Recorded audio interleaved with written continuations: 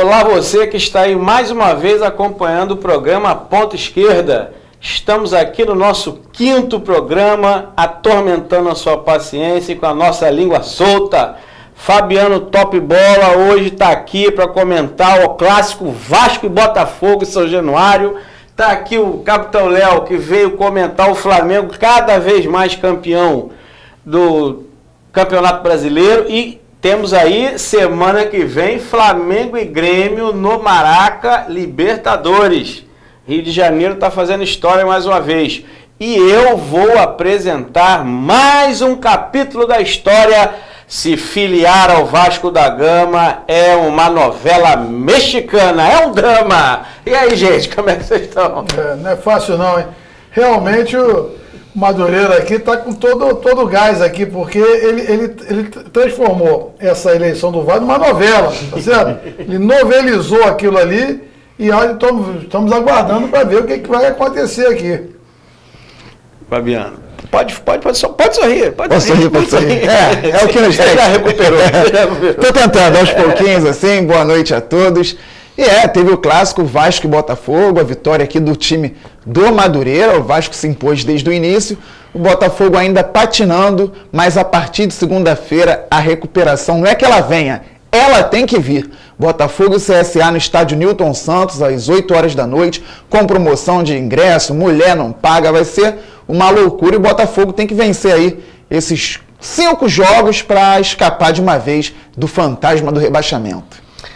Mas hoje nós vamos efetivamente começar por uma questão que está implícita, que ficou implícita nas últimas rodadas do Campeonato Brasileiro e que vai se prorrogar aí por algumas mais pela frente. É o caso da seleção brasileira, que fez a convocação de 2 atletas daqui do Rio de Janeiro. Thales Mágico, do Vasco da Gama, e Reiner, não é isso? Reinier, do Flamengo, foram convocados para a seleção brasileira e, inicialmente, existia um acordo, Vasco e Flamengo com o CBF, de ceder os jogadores. Eis que o Flamengo diz não à CBF, não libera o jogador para se apresentar, o Vasco libera o Thales para se apresentar e nem sequer esperneia. Tem algo de podre nessa história, que eu vou lançar logo aqui a pitada dessa conversa. É evidente que essa prática de barriga de aluguel nos clubes chegou no Vasco da Gama. É evidente que querem botar o garoto já na vitrine, na seleção brasileira, para vender o jogador. Campelo, a torcida não quer que venda Thales Mágico. Vamos bater pulso aí. Quem manda no Vasco? É o Carlos Leite ou é a diretoria? Comecei bem? Muito bom. Bom, da parte do Flamengo, eu vou pegar o gancho aqui do Madureira, da turma, Fabiano e tal. Eu quero dizer o seguinte, aqui da parte do Flamengo. Do nosso lado, fica um elogio para a diretoria do Flamengo. Então, tem a crítica, tem que elogiar. Quero mandar um abraço para o nosso vice-presidente, doutor Marcos Braz, vice-presidente de futebol, a diretoria de futebol do Flamengo. Perfeito, porque não se faz acordo com o bandido. CBF é uma quadrilha. Você não pode fazer acordo com essa gente que foram lá e prejudicaram o Flamengo nas convocações. O seu Tite convocou jogadores do Flamengo para ir passear em Singapura, por acaso um paraíso fiscal, onde tem muita grana da Lava Jato lá, que não foi buscar até agora. Por algum motivo, é só acompanhar o noticiário do doutor Tacla Duran. Botou muita grana em Singapura. Vocês do Flamengo, da diretoria, estão de parabéns. CBF, hoje é um mar de corrupção que nós temos que trazer esse debate à tona. Por que fazem essas convocações extemporâneas, desnecessárias? E nós estamos de olho. E o Flamengo sai unido, porque nós ganhamos esse jogo contra o Fortaleza, nessa semana. Com o gol do menino. Com o gol do garoto.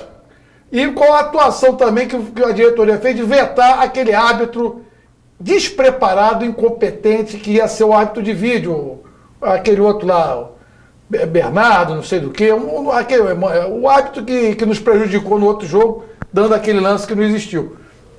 Então a diretoria, conte com o apoio do nosso grupo político, Flá Tradição, conte com o apoio da torcida, que nós estamos mobilizando a torcida, e depois, quando voltar para mim aqui, eu quero falar sobre a mobilização do dia 23, a tomada do Maracanã, onde a grande massa de torcedores vai estar no Rio de Janeiro, e o que já estão se combinando para fazer isso. Eu sei que tu é botafoguense, embora o episódio foi Flamengo e Vasco, mas nada impede que possa acontecer com o Botafogo também. Exatamente. Sabe por que não acontece com o Botafogo? Porque hoje o Botafogo é tão fragilizado, até nas categorias de base, que não tem jogador em condições, no Sub-17, para ser convocado, como foi o Thales Magno e o Reinier.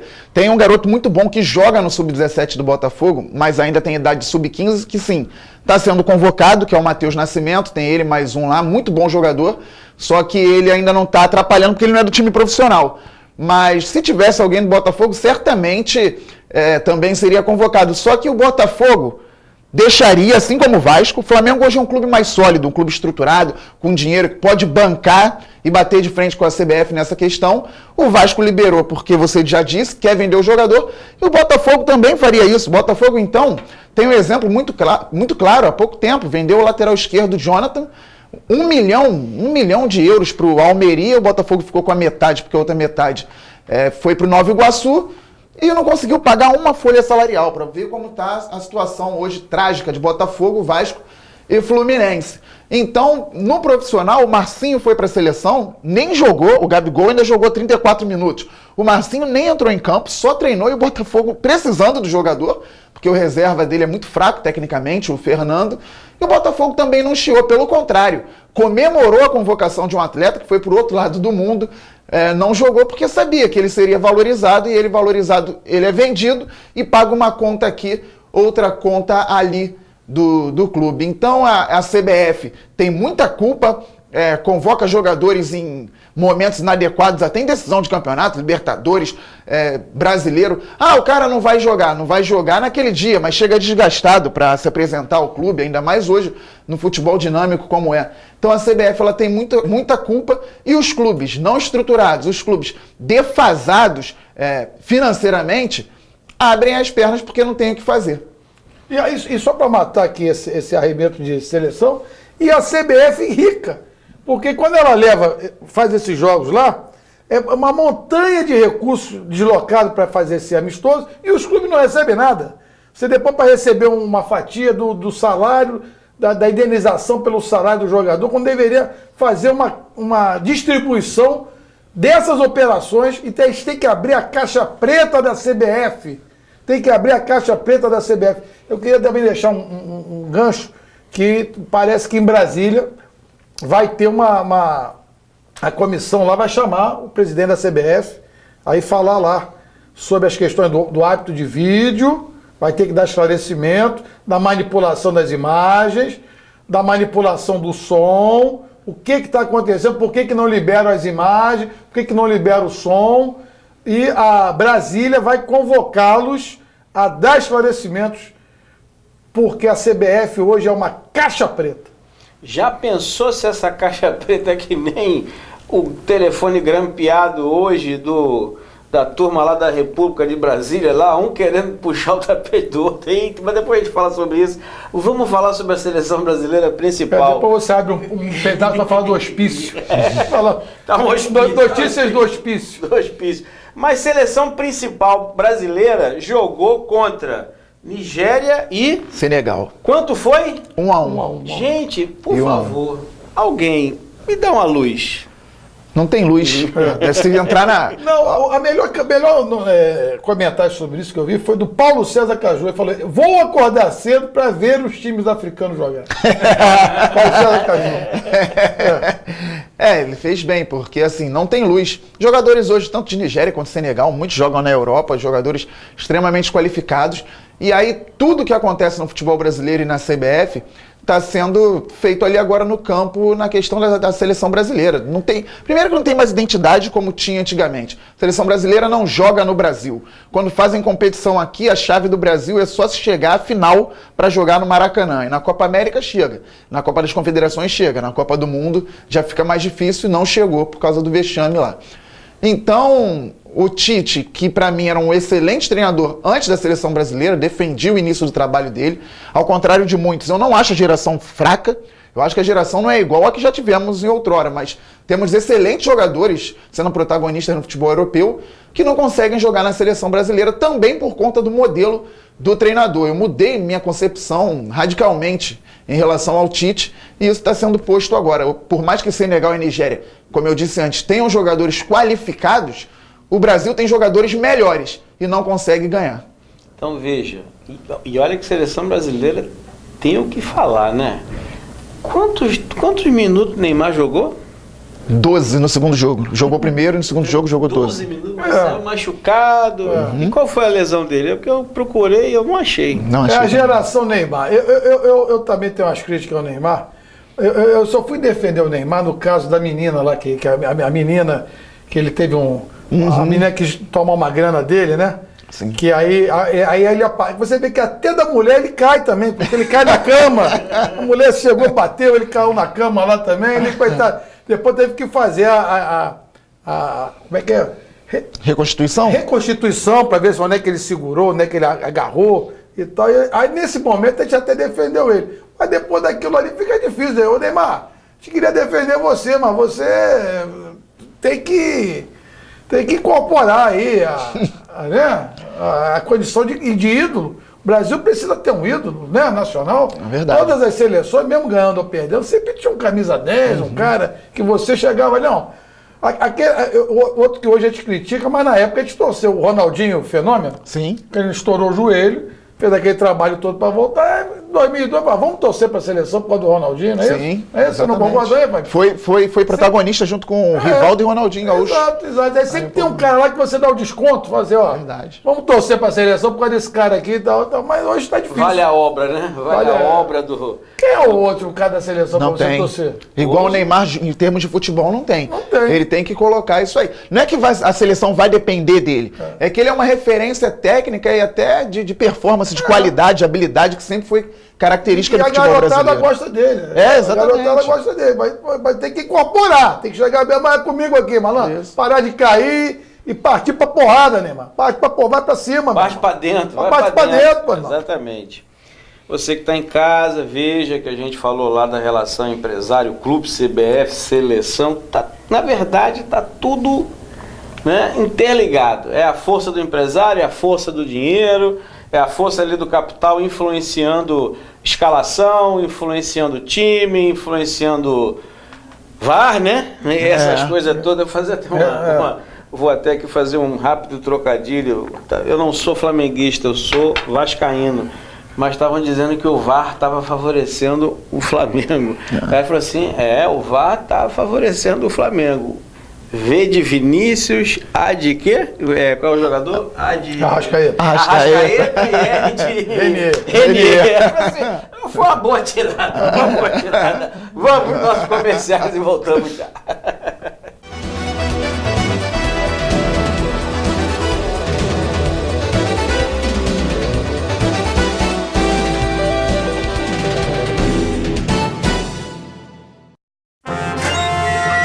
Você se preparou o ano todo para esse momento.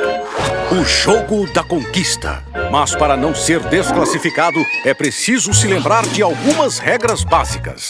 Você conseguiu chegar na menina, está conversando e resolveu tentar beijá-la. Não seja tão rápido, bonitão. Antes de mergulhar de cabeça, espere o sinal ser dado, ou você pode acabar desclassificado. Jogo Limpo é sem violência contra as mulheres.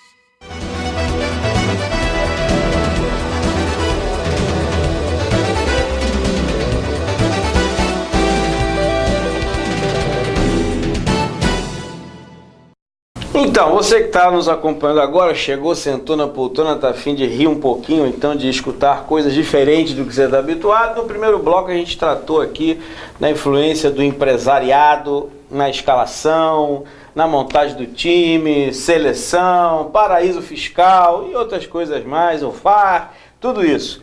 Nesse segundo bloco nós vamos continuar aqui nessa perspectiva romântica, crítica sobre o futebol, e a gente vai entrar especificamente, embora no momento da gravação ainda faltam alguns jogos para esta rodada, os jogos que faltam não interferem na ponta de cima da tabela e nem na ponta de baixo da tabela. Principal resultado, acho que os principais resultados de ontem, hoje, no momento da gravação, quinta, vai ao ar, sexta, teve jogo quarta. Foi a vitória do Flamengo sobre o Fortaleza, a vitória do Vasco sobre o Botafogo e a vitória do Palmeiras, que ainda manteve ali a esperança, aguardando um tropeço do Flamengo, que quase tropeçou ontem, essa passagem, mas o Palmeiras também quase tropeçou. O Palmeiras foi fazer o gol em 53. Também, os dois. O Palmeiras foi fazer o gol em 53, num lance lá meio esquisito lá, tá certo? Aquele Felipe Melo saiu lá que nem um maluco lá, tá certo? Então, quer dizer, não tem esse não, o Palmeiras tá em crise.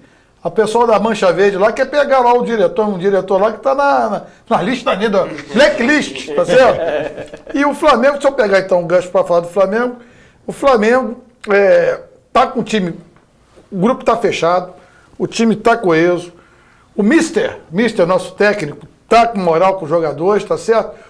O correto, eu sempre defendi isso, desde o tempo que a gente foi diretor, eu fui diretor de futebol lá, e a gente ganhou vários campeonatos, sempre com aquela linha de colocar um técnico que tenha sinergia com os jogadores, tenha comunicação verdadeira com os atletas. Então o Flamengo está com um grupo fechado, tem uma base que joga, o Flamengo a gente sabe as razões, e vai machucando, vai trocando. Não tem aquele negócio de ficar time reserva, vamos poupar. Tem que poupar ninguém. Bota para jogar e naturalmente, machucou, tomou um amarelo, foi vermelho, foi para a seleção, vai botando os outros para jogar. Motiva até quem entrar para disputar uma vaga. Então o Flamengo está passeando na pista, o Flamengo está de parabéns, vamos manter isso aqui e depois eu quero falar sobre o jogo com o Grêmio, né? Acho que o Fabiano vai falar agora, que eu não sei como é que está o nosso mediador aqui, vai falar do Vasco e Botafogo. Na volta eu queria pautar aqui o jogo contra o Grêmio, dia 23. Né? Olha o gancho. O jogo de ontem, Vasco e Botafogo, na verdade era um jogo de 6 pontos, né?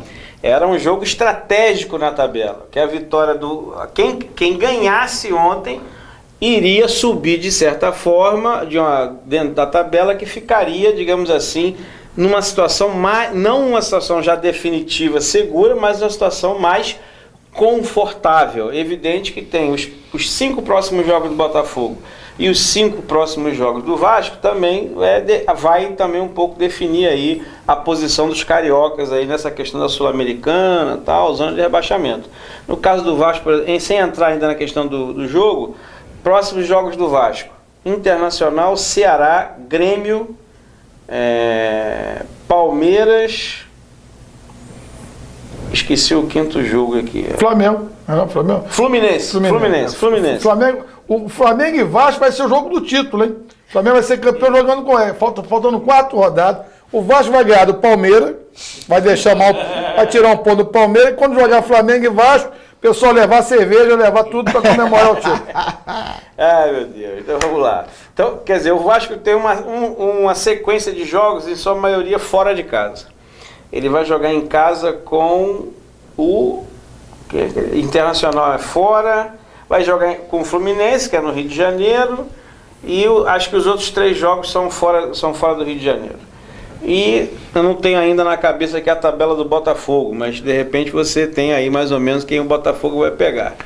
A parada não está decidida ainda. Não está decidida ainda, como você disse. Ontem era muito importante uma vitória. No Botafogo eu fazia uma projeção do seguinte: pelo menos 4 pontos. 1 em São Januário ontem, porque é muito difícil jogar lá mesmo contra o Vasco, e 3 contra o CSA na segunda-feira.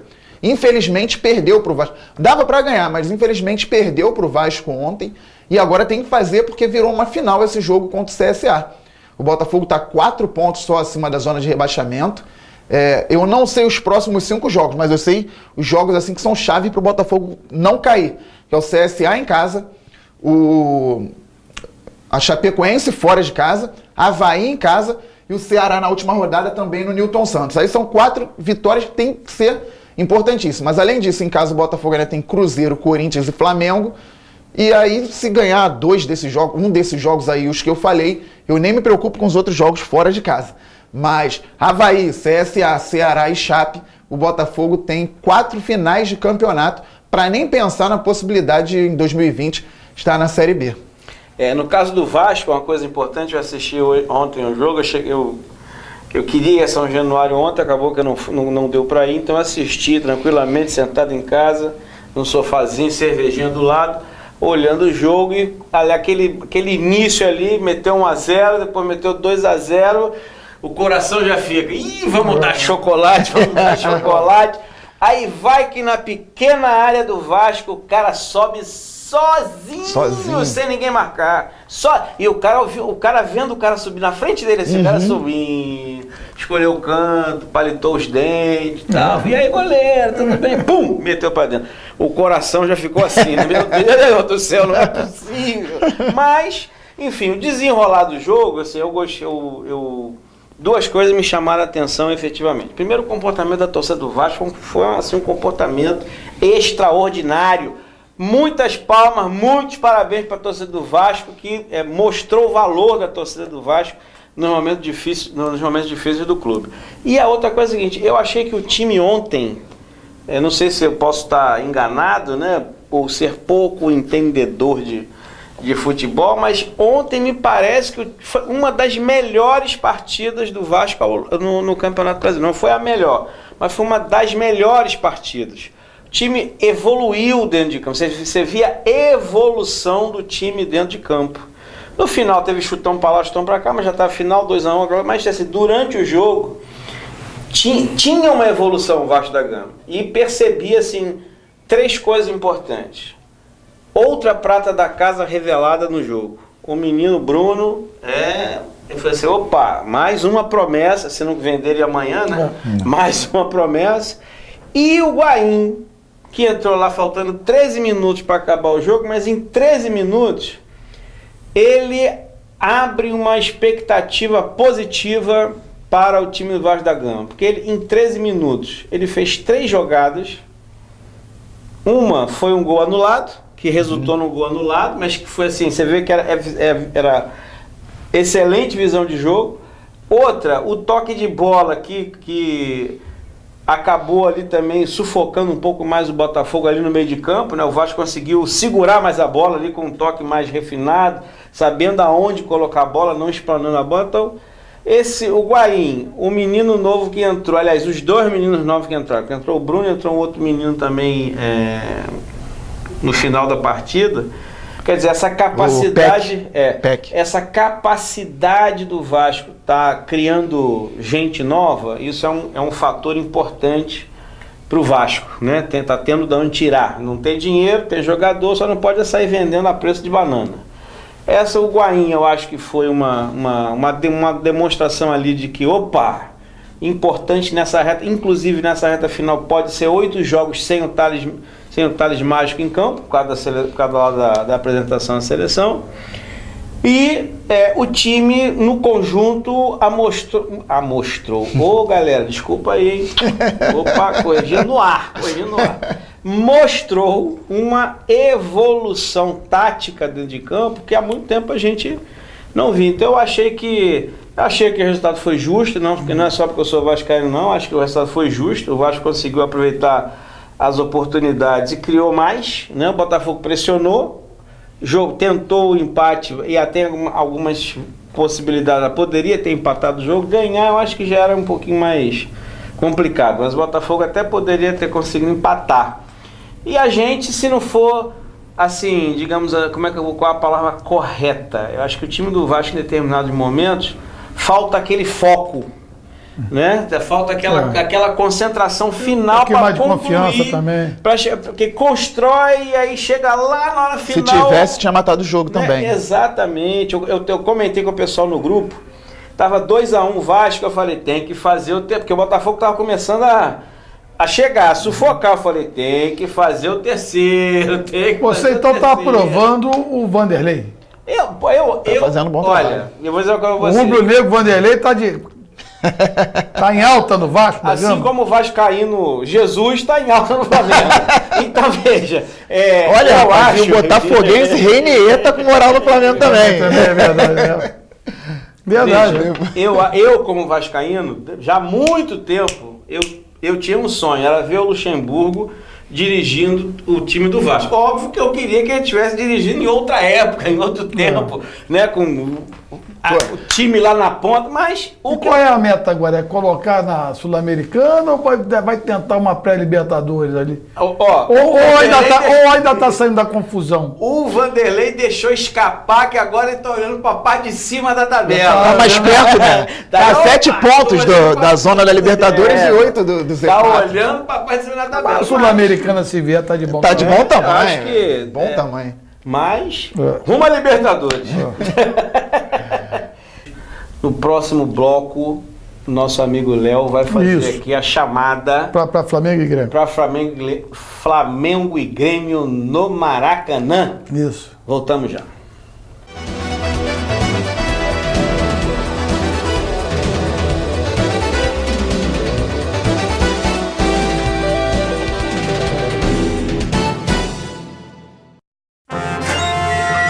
Você se preparou o ano todo para esse momento. O jogo da conquista. Mas para não ser desclassificado, é preciso se lembrar de algumas regras básicas. Você conseguiu chegar na menina, está conversando e resolveu tentar beijá-la. Não seja tão rápido, bonitão. Antes de mergulhar de cabeça, espere o sinal cercado, ou você pode acabar desclassificado. Jogo limpo é sem violência contra as mulheres.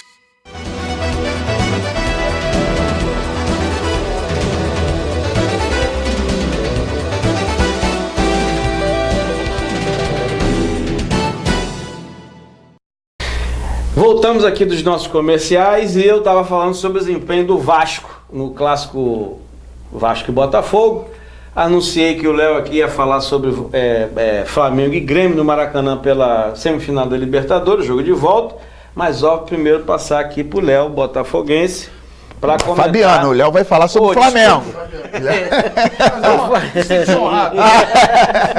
Muito obrigado. Aqui falar sobre Botafogo. Só para dizer a vocês o seguinte: a gente estava aqui numa batida, trouxe uma tricolor, trouxe uma flamenguista, trouxe uma vascaína. Estamos devendo aqui uma botafoguense que ele foi trazer. E aí deu problema aqui de última hora, mas nós vamos trazer uma botafoguense semana que vem aqui para a gente completar aqui o nosso.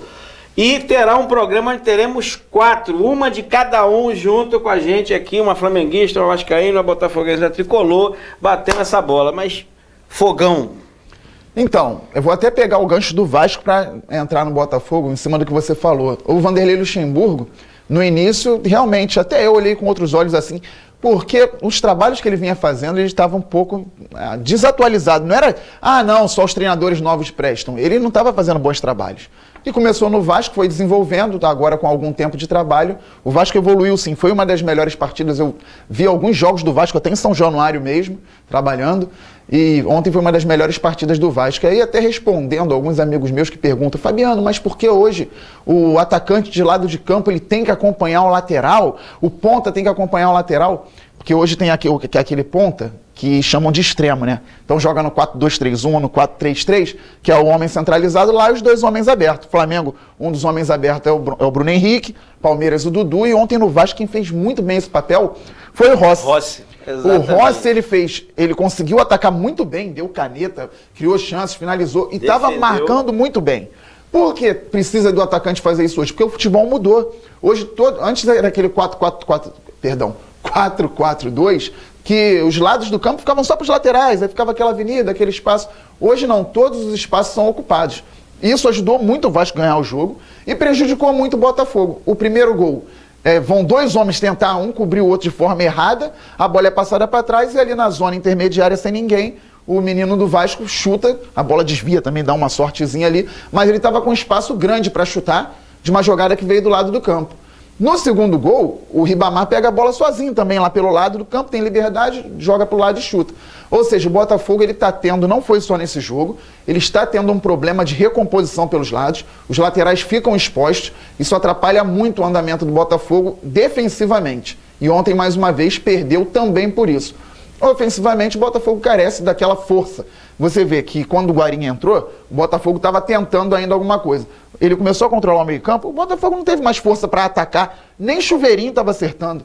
Porque, apesar do Bochecha ser muito bom tecnicamente, ele é acima da média, o Cícero e o João Paulo, Eles não são jogadores de impacto, de chegada. Em vários jogos com o Barroca, o Botafogo perdeu por isso, não conseguiu criar. E ontem com o Valentim, além de não conseguir criar por conta dessa falta de força, também os laterais ficaram ainda mais expostos do que costumam ficar. E a partida do Rossi foi tão impressionante que quando o Yuri saiu, o lateral esquerdo, entrou o Lucas Barros, novinho.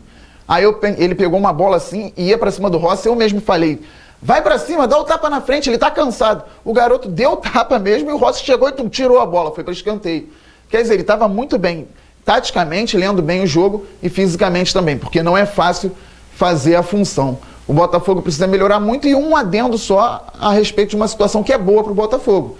Pelo menos terminou o jogo com 5 garotos que foram campeões brasileiros sub-20 2016. A linha de zaga todinha, que o Marcinho na direita, o Marcelo, que fez o gol, o Canu, que entrou no lugar do Gabriel machucado, e o Yuri, o lateral esquerdo. E o Bochecha no meio. São 5 jogadores da base, só que você pode ver, ao contrário de Flamengo, Vasco e Fluminense, que tem estrutura na base, ou seja, consegue captar os garotos de frente, o Thales Magno, o Reinier, o João Pedro, o Botafogo, por não ter essa capacidade ainda na base, de estrutura, de dinheiro, ele não consegue captar esses garotos. Então ele revela zagueiros, volantes e laterais, que é o que resta, é o que dá menos dinheiro numa venda futura. Aí vão pro Botafogo. Aí vai o Marcelo, vai o Igor Rabelo, que foi vendido pro Atlético, o Bochecha, o Matheus. Mas eu espero que em breve a gente consiga também revelar bons atacantes como vocês.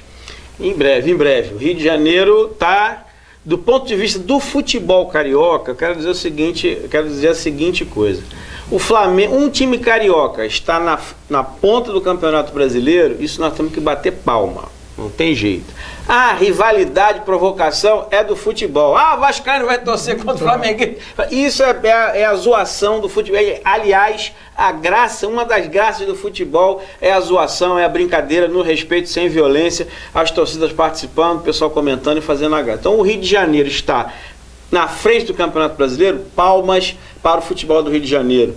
O Vasco está conseguindo se recuperar, ficar na Sul-Americana, palmas para o futebol do Rio de Janeiro. O Botafogo conseguindo se recuperar e também beliscar lá a vaga da Sul-Americana, palmas para o futebol do Rio de Janeiro. E o Fluminense também conseguindo essa recuperação. Se nós tivermos 4 equipes do Rio de Janeiro disputando competições internacionais ano que vem, Sul-Americana e Libertadores, palmas para o futebol do Rio de Janeiro. Nem tanto para os gestores, mas palma para o futebol do Rio de Janeiro. É a única cidade do mundo que tem 4 times. É a cidade. É a única que tem 4 times disputando no grupo A. Na Série A do campeonato de um país que já foi campeão do mundo várias vezes.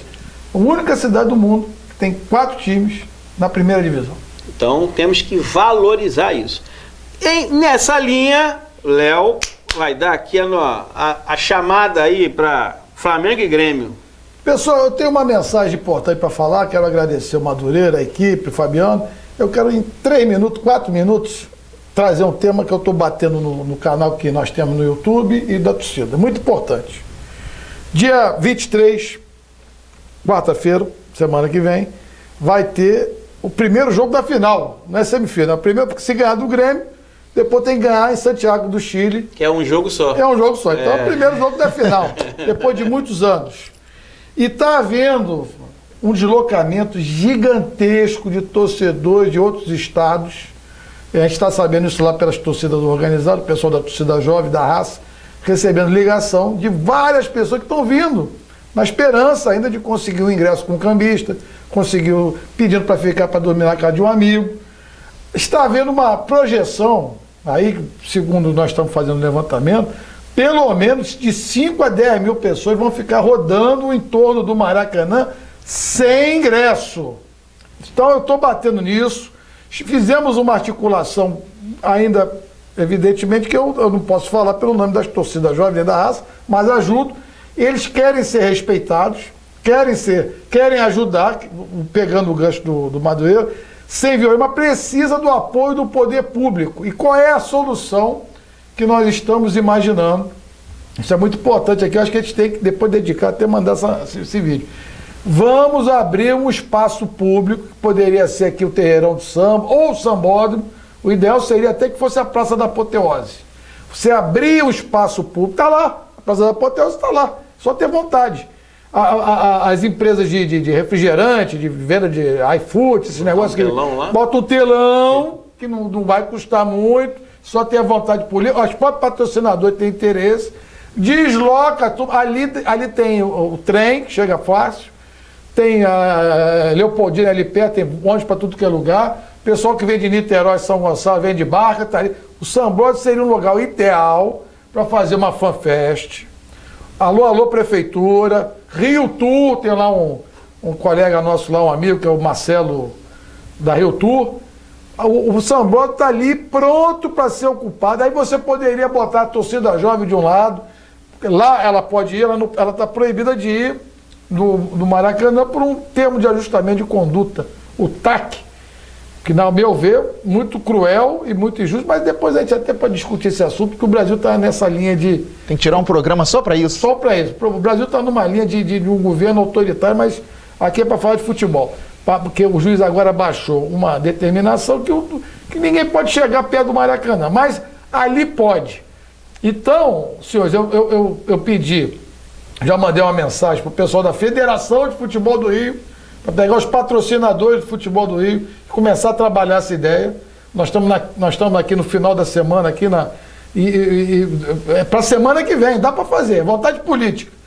Vai melhorar a segurança, vai desobstruir, vai pressionar a ponta lá do Maracanã. Vão ter, porque vamos lembrar, companheiro Fabiano, a final da Sul-Americana, Flamengo Independente, onde o povo teve que ocupar o Maracanã, foi uma ocupação da antiga geral, naquele jogo, né? Arrebentou lá aquele negócio, teve todo... E não adianta reforçar, botar o BOP, botar os blindados, porque não adianta, a multidão é muito grande. Você vai querer bloquear e vai acabar prejudicando as pessoas que estão com ingresso. Mesmo que você bote 500 segurança para proibir quem não entra. Mas no meio da confusão vai acontecer como aconteceu na final Vasco e Fluminense da Taça Guanabara. Então, eu quero contar com o teu programa aqui, o Ponto Esquerda, pedir aqui para a gente fazer o nosso amigo das carrapetas ali, o Aquino fazer uma ediçãozinha desses 5 minutos finais aqui. Depois vamos ver se a gente consegue fazer uma edição pequena. Mandar para as autoridades, chamar as torcidas na disciplina, eles querem. Já conversei com a diretoria da torcida jovem, um abraço para o presidente Rafael, conversei com Lula da Raça, já tive até lá no Vaca Atolada do nosso amigo Cláudio Cruz, conversamos com as torcidas, eles topam na disciplina irem e divulgarem que estão indo. Se for o caso do Sambódromo, se for a Canteirão do Samba, que também poderia ser, se achar que vai dar mais de 5 mil pessoas, libera o Sambódromo. Se achar que não, Terreirão do Samba. Porque a torcida vai fazer o seguinte, mais um minutinho para mim, rapidinho. Ela vai acompanhar a saída do time lá do Ninho do Urubu, vai fazer uma carreata e vai se concentrar na Candelária. Já está marcado na Candelária às 18 horas do dia do jogo.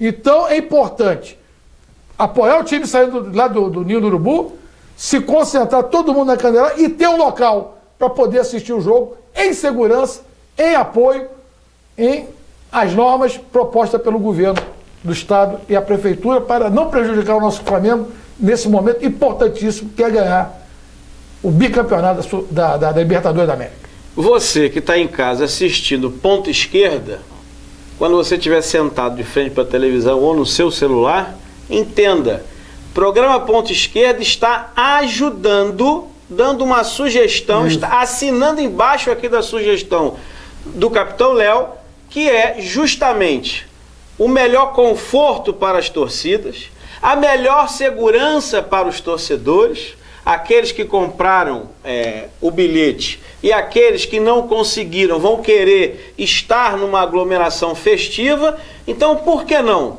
Terreirão do Samba ou Apoteose? É justo, é legítimo e o programa Ponto Esquerda tá com isso, tá apoiando e vamos fazer uma ediçãozinha aí para jogar na internet, para disparar aí para todo mundo.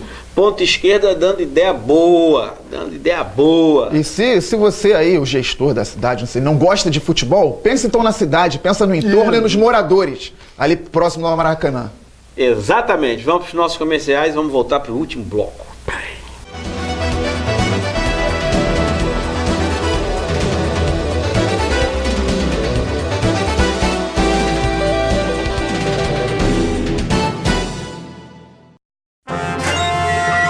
Você se preparou o ano todo para esse momento. O jogo da conquista. Mas para não ser desclassificado, é preciso se lembrar de algumas regras básicas. Você conseguiu chegar na menina, está conversando e resolveu tentar beijá-la. Não seja tão rápido, bonitão. Antes de mergulhar de cabeça, espere o sinal acertado, ou você pode acabar desclassificado. Jogo limpo é sem violência contra as mulheres.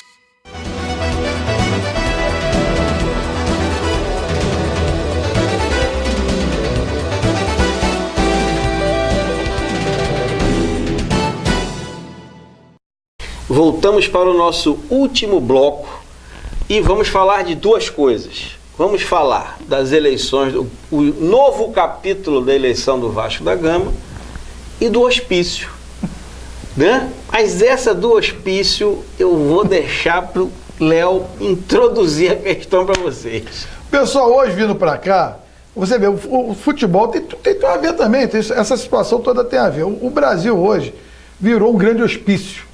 Tá certo? Então você pega. O presidente da República foi grampeado também. A moda é grampear o presidente. Grampearam o presidente da República, Sua Excelência, doutor Jair Messias Bolsonaro, que agora está reclamando uma coisa que ele apoiou quando grampearam a Dilma, agora ele está reclamando.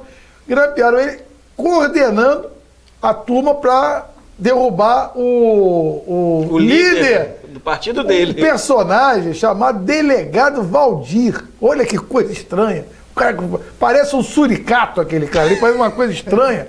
E aí o Bolsonaro com uma caneta daquele. Caneta do presidente, rapaz. Era só ele pegar lá o Bivar, dar um ministério pro Bivar, já estava resolvido. Ele resolveu brigar com os caras e resolveu conspirar contra ele e botar o filho 03, o doutor Eduardo, né? Eduardo 03. E anunciou, durou 40 minutos, os caras contra-atacaram, pegaram as assinaturas, ele perdeu dentro do partido pro delegado Valdir, que sabendo disso, soltou uma outra, que agora, quando o programa for ao ar, já deve ter, o tiroteio está intenso, o hospício está pegando fogo. O delegado Valdir, então, numa reunião, quando soube que foi sabotado por Sua Excelência o Presidente, o líder do partido do governo, PSL, diz o seguinte, abre aspas, esse vagabundo aí, o presidente, eu pedi voto para ele interior todo de Minas, ele, né? Interior todo do meu estado, e ele agora conspira contra mim, eu vou implodir ele. Ele disse isso, vai implodir. Aí é o líder lá, no desdobramento disso, apareceu aquela dondoca da Joyce, com o nome das duas listas. Porque a lista, quando cruzou as listas, tinha uma lista com 27 e outra com 32. Estava apoiando os dois. Tem mais do que 53. Aí foram ver, a tal de Royce estava dos dois lados. Aí o Bolsonaro falou, ela está com o pé nas duas canoas. Aí cortaram ela também da liderança do Congresso, e ela vai ser candidata a prefeita, né, de São Paulo. E aí, o que aconteceu? Isso é surreal, meus amigos, surreal, é uma coisa inimaginável. Então, o hospício hoje está pegando fogo. Imagine, nós estamos gravando hoje, quinta-feira, isso aconteceu durante o dia de quinta-feira. Até o programa ir ao ar, sexta-feira, 11 horas da noite, eu acho que o hospício vai virar gaiola das loucas. Mas, né, vamos ficar... Até lá, muita coisa vai acontecer, mas... Falando de uma outra gaiola, né? De uma outra gaiola. Não das loucas. Não, ainda não das loucas. Mas no assunto político. Assunto político. Assunto político, eleições no Vasco. Veja, semana passada nós comentamos aqui, veio uma vascaína, comentou que estava acontecendo o problema de novos associados não terem a resposta positiva ao seu pedido de virar sócios do Vasco da Gama. E aí começou a surgir várias argumentações, várias hipóteses. O presidente falou isso, o presidente falou aquilo, mas o fato concreto foi que depois de tomar tanta saraivada de todos os grupos do Vasco da Gama, não teve um grupo que disse apoio à decisão do Campelo. Todos os grupos deram saraivada no Campelo depois que ele veio a público numa entrevista que está lá, eu vi lá na Net Vasco, mas a entrevista acho que era pro o Globo Esporte, mas enfim, ele assumiu publicamente algumas questões, como por exemplo, primeiro, o critério dele não aceitar o novo associado, porque tem o mesmo proponente em várias fichas. Aí ele inventou um critério que não está previsto no estatuto. Qual é o critério? Proponente que assina mais de 5 fichas, eu não vou aceitar nenhuma. De onde ele tirou esse critério? Fez a regra dele interna. Fez a regra dele, criou a regra do jogo dele. Sabe, criança? A bola é minha. Pelada, é futebol. É pelada. Foi assim, o menino tomou a decisão de que a pelada vai ser com a bola dele. Se não for com a bola dele, não tem jogo. Não tem jogo. Né? Segundo, disse publicamente que os associados são mensaleiros. se ele tivesse o cuidado de dizer que, ó, fulano é mensaleiro, você vai lá. E teria que provar. Teria que provar. Mas ele deu a declaração seguinte: não, isso são mensaleiros, eu sei muito bem a serviço de quem eles estão. Eu falei assim, gente, perdeu o juízo. Olha, deixa eu fazer um parênteses rapidinho, mas vou voltar. Eu sou advogado também, né? Contador e advogado. Quando a gente passou na prova da ordem, a gente vai pegar o presidente da OAB, não sei se ainda é assim, ele é que entrega a carteirinha, a gente ia todo feliz. Ô Campelo, você está sendo de uma idiotice. Se eu sou você, eu é que abonava todo mundo e eu ficava lá toda segunda-feira, eu quero receber carteirinha, um por um. Meu filho, eu quero saber onde é que você está. Rapidinho, porque o primeiro a trair é o eleitor, não é o candidato. Pois é. O cara está trazendo um monte de cara para votar contra. Eu sou o presidente, eu tenho a caneta. Meu filho, muito obrigado. Você não era amigo da minha tia lá no... a tua carteirinha está aqui, toma. E agora ele atacou os próprios eleitores. Como é que vai ficar esse negócio? E aí, o que está acontecendo? Já está rolando um burburinho aí, que existem pessoas que entregaram a proposta de associação que já estão magoadas, porque não respondem, não dizem... Veja o detalhe. Ele não homologa, mas a pessoa já pagou. Parte da joia já pagou duas mensalidades e ele não diz nem que sim, nem que não. E nessa altura está procurando a oposição. Já que não me querem, quem me quer aí? Exatamente. Aí ele está procurando lá. Mas o campeão, pelo amor de Deus, meu amigo. O Tico e o Teco não tá funcionando. O Eurico não está mais vivo para te dar outra presidência, não, meu irmão. Ainda tem isso. Você agora vai ter que casar voto, meu irmão. Eu não quero nem me meter, porque é outro clube também, mas é um clube corrimão, mas a gente quer o Vasco forte. A gente precisa do Vasco da Grama forte, Botafogo, Vasco Fluminense forte. Mas um cara com uma visão dessa, qual é a solução, Madureira? A solução é simples. Campelo, homologa Campelo. Aí o que ele fez agora? Como tomou pancada de tudo que é lado, convocou o Conselho Deliberativo do Vasco para tomar decisão sobre as novas associações. Tudo bem, né? Talvez uma saída honrosa para ele chegar lá, porque eu acho muito difícil o Conselho Deliberativo. Sabe que eu vou pegar esse gancho para conectar com aquele assunto que a gente falou do hospício. Porque quando apareceu as duas listas do PSL, o PSL é o Partido Social Liberal do Bolsonaro, só tem 53, mas apareceu uma com 27 e outra com 32. Aí aconteceu isso. O Rodrigo Maia falou, não, quem vai decidir é a secretaria. Quando a secretaria checou, deu lá o suricato, lá, o delegado Valdir. O que aconteceu agora? O presidente do Conselho Deliberativo é que vai sair forte. O Rodrigo Maia saiu forte numa briga do PSL. Quem vai resolver a parada agora é o presidente do Conselho Deliberativo. Esse, eu sei que ele é inteligente. Ele é que vai dar as carteirinhas pra todo mundo. Ele vai abonar todo mundo, rapaz. Ele vai dar a camisa da Força Jovem pra todo mundo, rapaz. Quer dizer, o Campelo, pelo amor de Deus, eu vou ter que ir aí, tirar consultoria, o cara tá aí de orelha, é o deliberativo. Caiu na minha mão. Muito obrigado. Rapaziada, bota a fila aqui. Água, cafezinho. Ia ficar sem dormir de tanto café que ia tomar com o eleitor. Campelo, pelo amor de Deus. Veja, eu não fiz nenhum comentário sobre isso. Você colocou a situação. Só desenhei e o Léo já botou o avião ali no... Porque veja, senhores, quer dizer, apresentar ao Conselho Deliberativo, se na cabeça do Campelo existe alguma expectativa que o Conselho Deliberativo vai vetar as associações, não sei o que está passando na cabeça dele, ou então não sei o que está acontecendo nos bastidores do Vasco. Mas o fato concreto é que depois que o Campelo veio a público reafirmar a sua posição de por que está negando as associações, ele só tem tomado saraivada de todos os grupos do Vasco, inclusive do Otto, que é o presidente do Conselho Fiscal, que estava defendendo, inicialmente estava defendendo a posição do Campelo.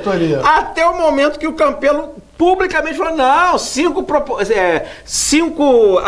assinaturas por proponente. 5 assinaturas por proponente eu não aceito. Aí a próprio Otto foi no Twitter, você tá maluco? Foi pro Twitter?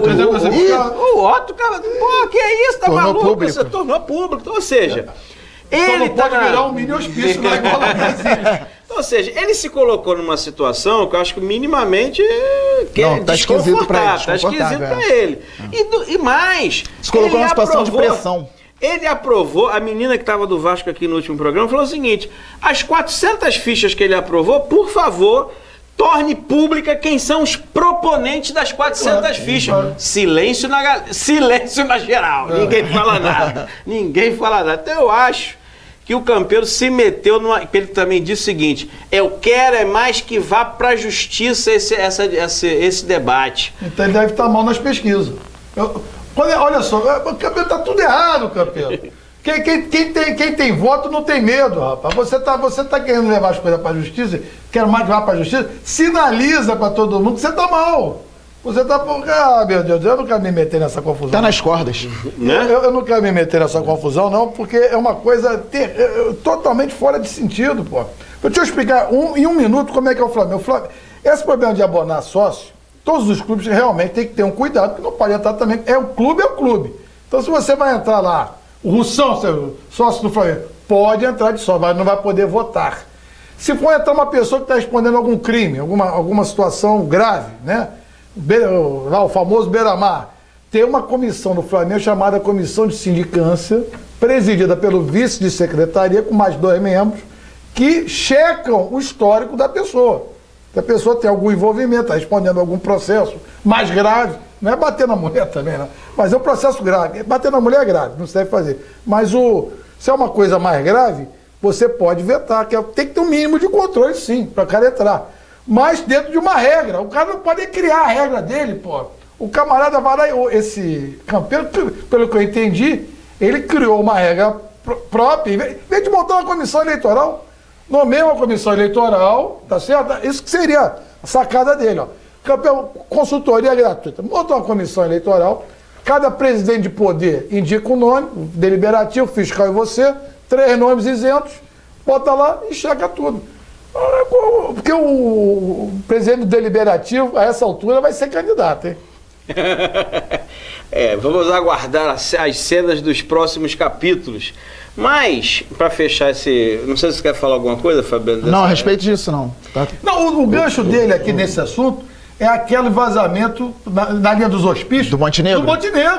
Não, aquilo ali falamos semana passada já, que eu até falei que o Botafoguense não tem um dia de paz, porque o Botafogo ganhou no dia anterior e no dia seguinte vazaram os áudios do Montenegro, que muita coisa. E a dica que eu tinha que dar pro Valentim também bobeou, igual o Campelo. O Valentim disse, não, eu sou o candidato a ser esse técnico aí. Presidente Montenegro, eu vou fazer de tudo para ser o... Ele respondeu na coletiva de apresentação. Ele foi bem, mas faltou um pouquinho mais de perspicácia para ele fazer.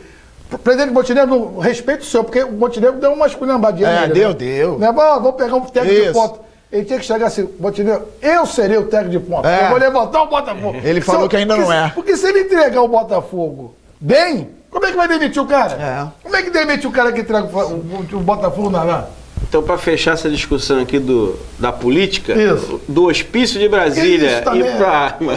Hospício São Januário? Quase o Hospício São Januário, que o negócio está ficando difícil lá.